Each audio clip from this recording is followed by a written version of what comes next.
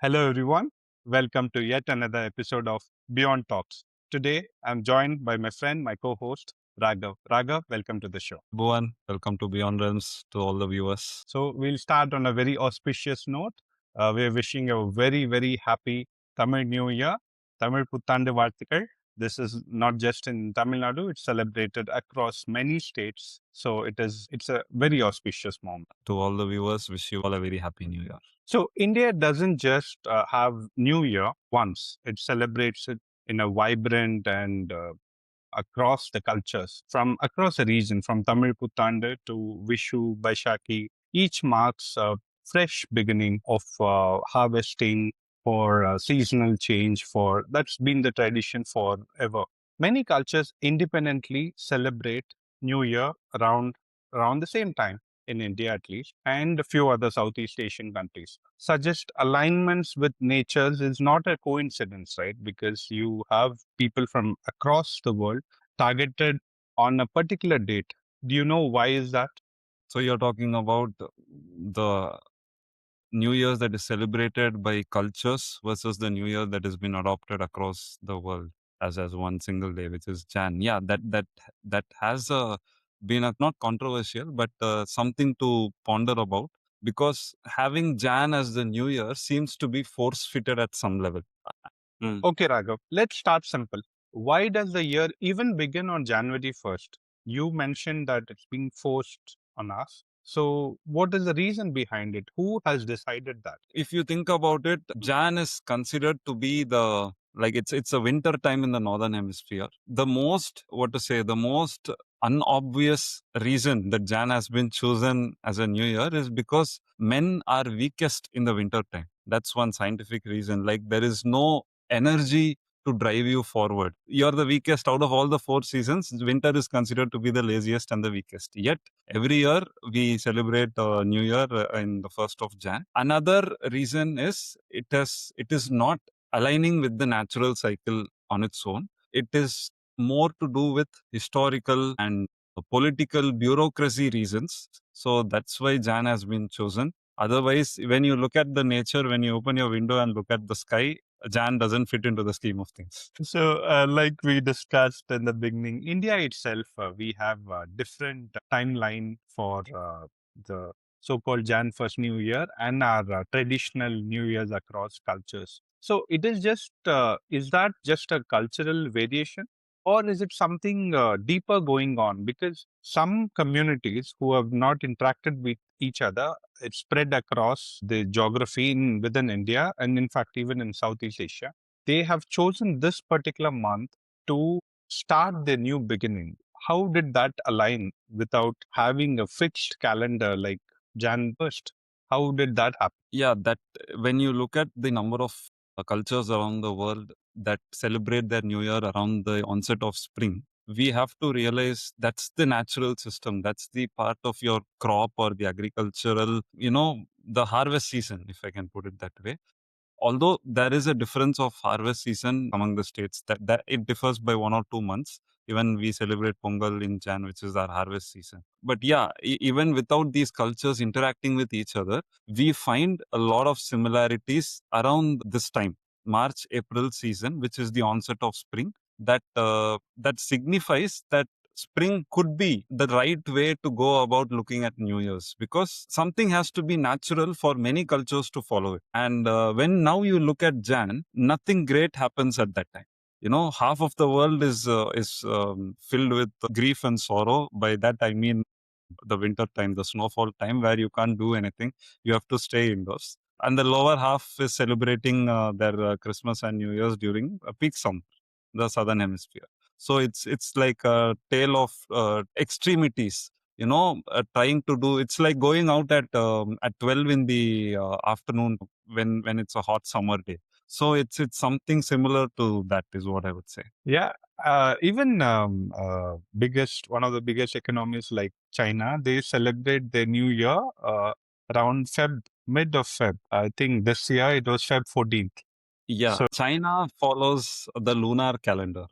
The actual New Year follows the solar calendar, and Chinese and a few other places they follow Chinese, Vietnamese. Koreans, these small pockets, they follow the lunar calendar. So why? Because the lunar calendar is more culturally and religionally aligned. They follow the moon cycle, but the problem is the lunar calendar has 11 days less than the solar calendar. So they have only 354 days against the 365 of solar, and they don't change also. And because of this, the seasons, the festivals that they celebrate keep moving a month prior or later, depending on the culture. The Chinese New Year delays by a month, by a few days every year. And Ramadan, if you see, prepones by a few days every year. So all these are religionally and culturally aligned. So that's what the lunar calendar is used for. Solar is typically for the agriculture. It's based on agricultural historical outputs, and also it aligns with the equinoxes to a certain level. Depending on the axis of the earth, it has kind of been formulated. Although the actual calendar is done for political reasons, but the solar calendar is part of the natural order. That's very interestingly put. See, so April is actually a more natural new year than January, right? So it's the concept of natural reset, what you've mentioned.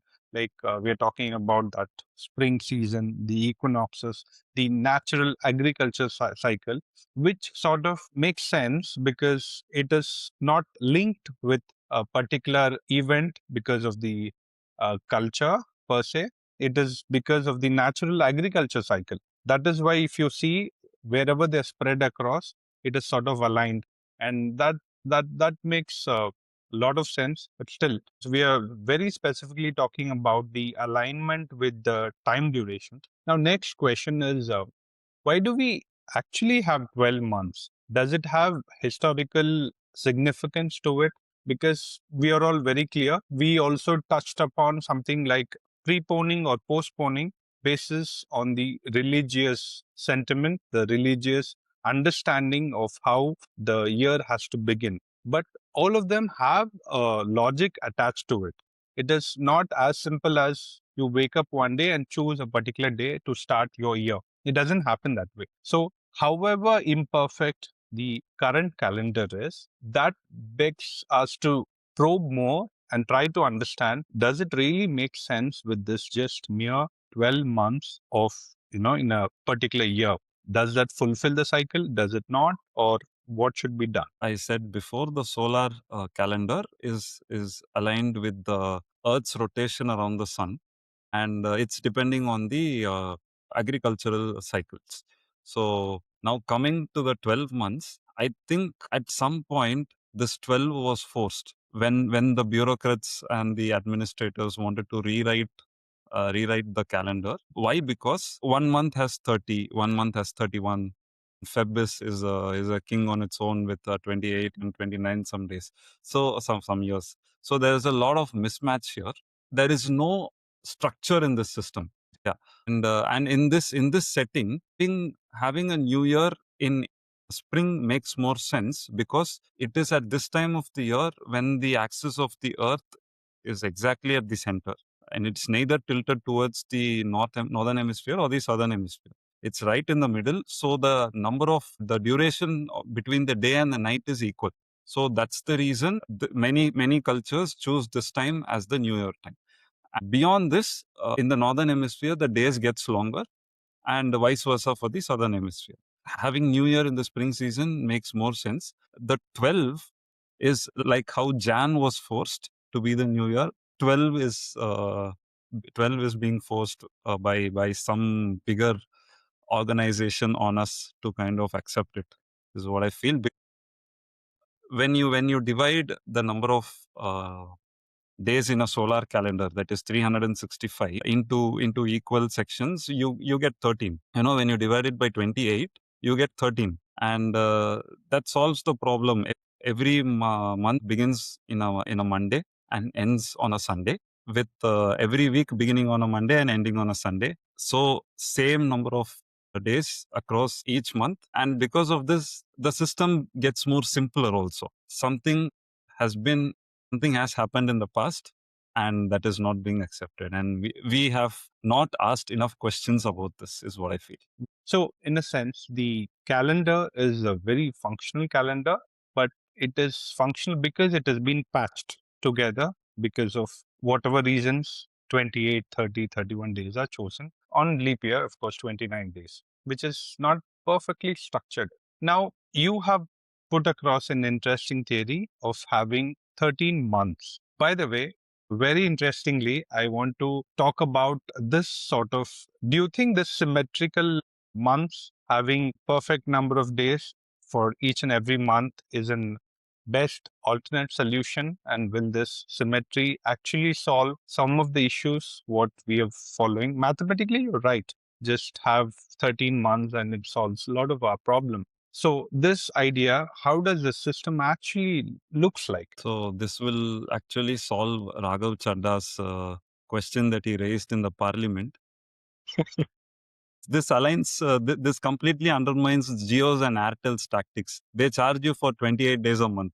See, if you follow their order itself, everything will fall in place. So Jio and Airtel are giving you the blueprint of how you live with nature. But yeah, coming to your question, 13 will solve most of the problems of this unevenness in the calendar. Number one, and even the financial systems, they will have a clear process. You know when the month is beginning, you know when it is ending. Monday is your day one, Sunday is your end of the week or the month. That is clear. And you have 13 months in a year, and there will be one remaining day because 364 is taken up by these 13 months. One day is left. That day can be considered as your new year, and that should fall during the onset of spring in the northern hemisphere, and vice versa for the southern hemisphere. That is one. And because there is a problem of two hemispheres here, you have to have one organized system across the world. You can't consider, because even the system right now doesn't consider the southern hemisphere's equation into account. So I am maintaining the same stance. Let us have that one day as new year. That is a break day. That day doesn't count in your calendar. That's a new year's day. That makes more sense. And like I said, the financial point makes sense. The administrative points make sense. And for Geo and Airtel also, it makes sense. See, for Jio and Airtel, it makes perfect sense because you get to charge customers a lot more than you intend to. So that is perfectly aligned with them. But having said that, if it is so structured, why have we not considered this option of 13 months across? It sounds like a perfect system. I hope it's not just on theory.